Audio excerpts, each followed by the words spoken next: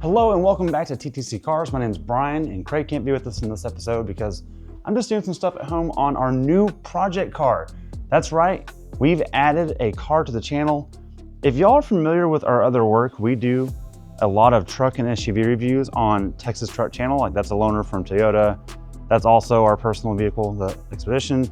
And over in the corner, we've got our lowly Land Rover that's been on a bunch of our stuff, but we decided it was time for the car channel, TTC Cars, to get something for itself. This is a 2005 Mustang GT. It has some stuff done to it by the previous owner. Some things I love, some things I'm not crazy about, but also there's nothing on this thing that I hate. I do want to say that as a car critic, that's a big praise. So a couple things that's done with this so far are the track pack wheels. These are basically an 11 to 14 track pack wheel. These are powder coated black. I don't love black wheels, generally speaking, as a general rule. So we're going to do something about that today in this episode. And has some Chinese crosswind tires, which are okay, better than I thought they would be, but they're not great. And then we also have, the reason for these wheels is we have Brimbos up front, 4-pot Brimbos. So some of the things done to it are, just for the exterior looks, it has a Cervini's hood on it, which I'm not crazy about, but it's grown on me. When this car was new, I remember thinking this is the only hood I would want on it for the aftermarket. So I'm glad that it has a hood that's not terrible, but it does have functional vents. These heat extractors are covered up at the moment, but they have panels you can take off, so that's pretty cool. I like that it has that, and excuse me that it's dirty with this. If you can tell, there's something different on this side, and that is this hole right here in the tire, bend in the wheel. Same goes for the back. Got another hole in the tire, another bend in the wheel. Within about a week of owning this, I hit a pipe on Interstate 20 or 820. About 5:30 or 6 in the morning. It was really dark. Couldn't see it. It was in the shadows of the K-rail. And by the time I saw it, it was about from here to my mailbox. And yeah, I nailed it. So this whole side of the car came off the ground a couple feet when I hit it. And there's some damage underneath. Let me show you what's going on there. The interior is actually immaculate in this. I do want to point that out. It is, exterior-wise, probably a 7.5, 8 out of 10. Interior has got to be a 9.5 out of 10 for sure. Really good shape. And I'll show you, this thing has 153,000 miles on it. And the interior is incredible. That's really the main reason I bought this car, is because it was so clean. It is heavy because it's aftermarket, but it's also adding a little turbocharger down here. So that's the thing that is also cool about this. Factory motor, hasn't been opened at all. Factory cams, rods, pistons, all that kind of stuff. It does have an on-3 performance single turbo. This is a 70 mil turbo. At the moment, it's on a 7-pound spring. I'm seeing about 6.5 pounds of boost most of the time. That's good for about 430 at the tire, which is about 495 at the crank if you go off the internet. The things I want to fix on this are obviously the damage that I have done. Since the impact, I haven't driven this at all. I had it flat towed home. I've actually never needed a tow truck in my life. That was a first for me. Luckily, Haggerty had me covered. They have free roadside assistance being in Haggerty's Drivers Club. That's not a plug. I just happened to be a customer of theirs, and that was really good. Today, I got to get it on the road. I've been waiting for wheels and tires, and that's the good news. Here's all the stuff we're going to do to the car. Maybe not all in this episode, but I'm going to show you what's coming up. Our friends at Firestone sent us over some Firehawk Indy 500s, and these are going to be a 255 4018 103W, and they're an XL rated 340 tread wear, traction A, temperature A. These look nice. Now, full transparency, I've run these tires in the past. I've had, well, several Mustangs. This is actually a 5th Mustang I've ever had. I've run these before in the past, but it was an older generation of this tire, so I'm excited to try these out and see how they do. They're definitely gonna be better than the Chinese stuff on there.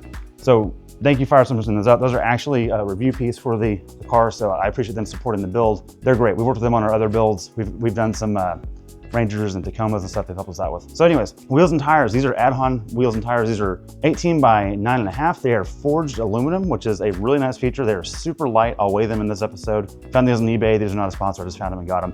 They're bronze. Wasn't my first pick for a wheel, but they're not black, so I'm happy. To go with that, we can't run the factory lug nuts. So we've got some lug nuts here we got off eBay that just come from, let's see, this A-Spec wheels and tires. We also have rear shocks. These are just Rock Auto specials. They're the FCS shocks. They're like $9 a piece. They're super cheap. The only reason I'm doing that is because the rear suspension on this has a lot of play because the rear shocks are just ready to go. They're original. We got to get rid of them. So that's just a good up maintenance.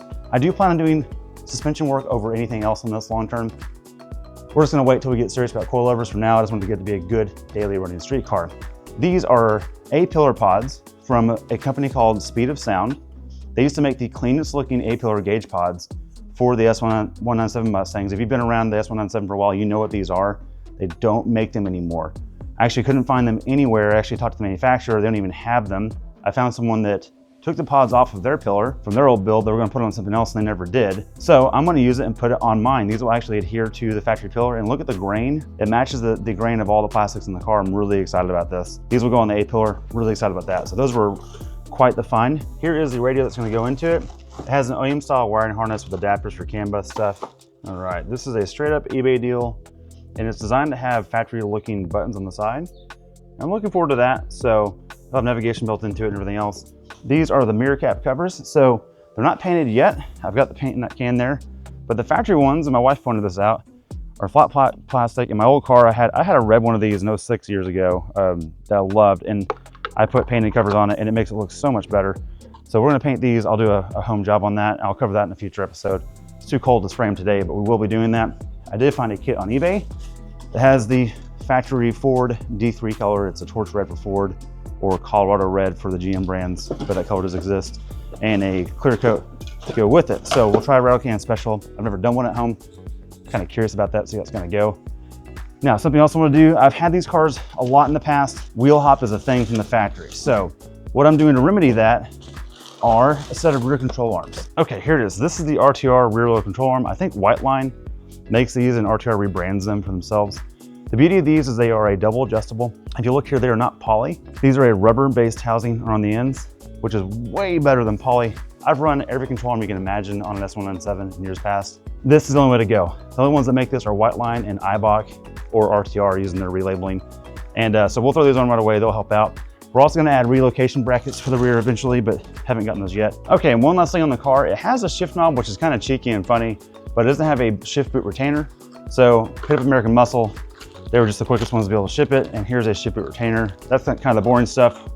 But before we install that, I wanna show you a little bit in the car. So it does have a ball on here, and that boot retainer will hold this where it needs to be.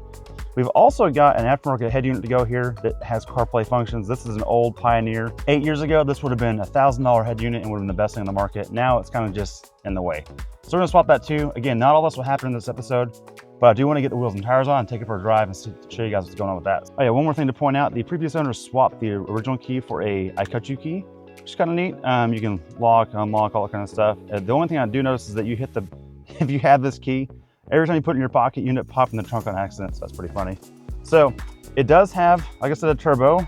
It is a catless exhaust with Borla Type S mufflers. And it's not too loud, which is nice. It sounds good. We do have an air fuel gauge and a boost gauge right here, which again, that's gonna come out of here and end up on this pillar over here. So, time to put on some wheels and tires.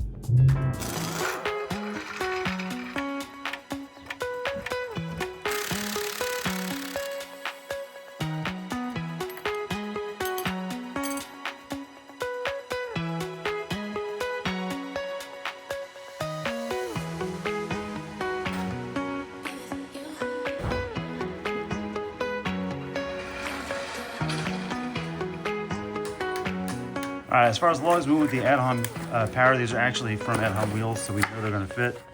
They're a black lug, and of course, these are aftermarket, they've got a keyway, but they are narrow to fit in the barrels of the lug holes, so that is a plus. So let's get those things fit on there.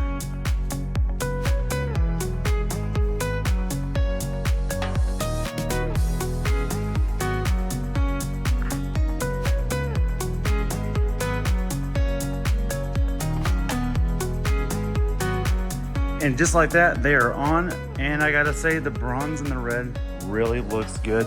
I was worried about offset in the front, and it looks like it was meant to be. It's perfect. And I'll check out back too. Yeah, this is a wider wheel than the track pack wheel that was on it before. I do want to lower the back a little bit. I feel like it's a little too high. The car is on Ford Racing lowering springs, which is about 1.5 inches all the way around. But we're good to go. So you'll notice that the center caps are not on the wheels, and that's because the factory hubcap is a little too protruded for it to clip in. So I left them off right now. I did test fit this spacer. I think it's about 5/8. It's pretty small. I'm sure it's a millimeter somewhere. And it was perfect, and the cap worked with it.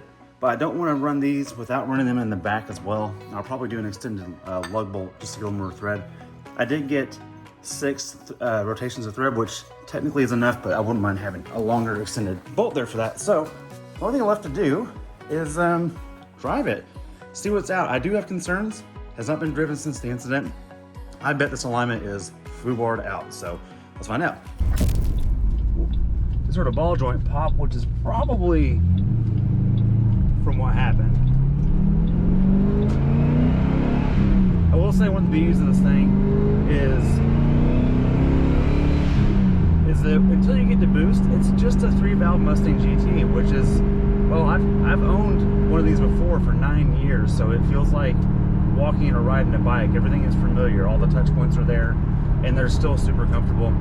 And you know, it's an 05, so the MVH is not great, but it's way better than something older like an F-body Camaro. Sorry, Eric, if you're watching from one of the productions, or a 2-valve Mustang. Those just don't get it done. In terms of MVH, this hits the sweet spot. And I know what you're thinking. Why not just get a Coyote? Those are getting cheaper. And you're right, they are getting cheaper, but not as cheap as this. I paid $8,000 for this car, and it's immaculate in here. It's beautiful. That's the biggest deal, is every S197 3-valve on the planet is clapped out at this point, except maybe this one. Even with highway miles, it's doing good. This turbo kit also has 16,000 miles on it, and the turbo is not burning any oil at all, and there's no signs of fatigue or issues. So let's see how that goes.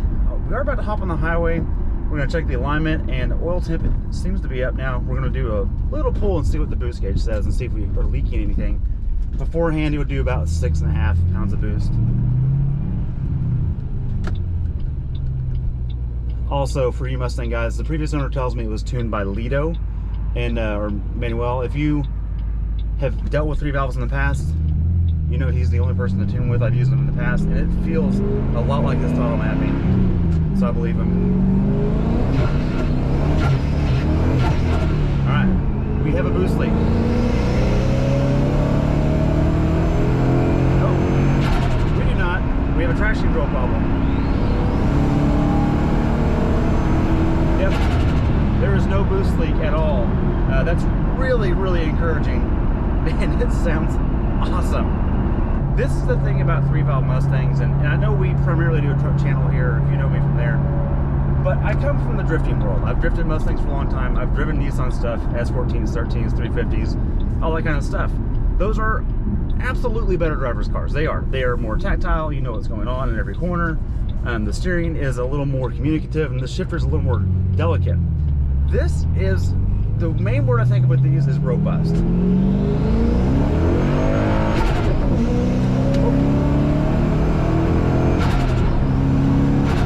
Yeah, there's a I lost my garage door opener, it flew off. There's no boost leak. I just saw 6.7. Let's put it on where we're at. What's the peak?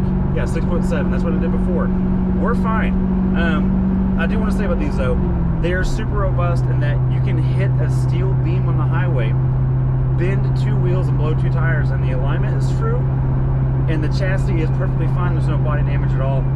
I don't think an S13 is going to do that. It'll bend a tie rod. It'll bend a control arm. It's just a thinner steel. So what makes this a bad sports car makes it incredibly durable. And it's just a choice Ford made. And in my scenario, I'm glad that's the case. It saved me a lot of realigning and confusion and problems there. All right, let's talk tires real quick. These things so far, and I'm going to do a full intro on the tires later. I'm going to get it in proper temps. It's 29 degrees right now. They're just not going to hook. So I'm not going to give you any details there right now, but stay tuned. I will tell you, they are perfectly smooth and they're very quiet for a performance tire. So far, all 2 miles of driving, I'm impressed. Thanks for watching this one. If you want to see more on this, be sure to subscribe because we're going to have lots of episodes on this car. It will be a channel car. And I can't wait to show you guys the beauty of the 3-valve. So, see you next time.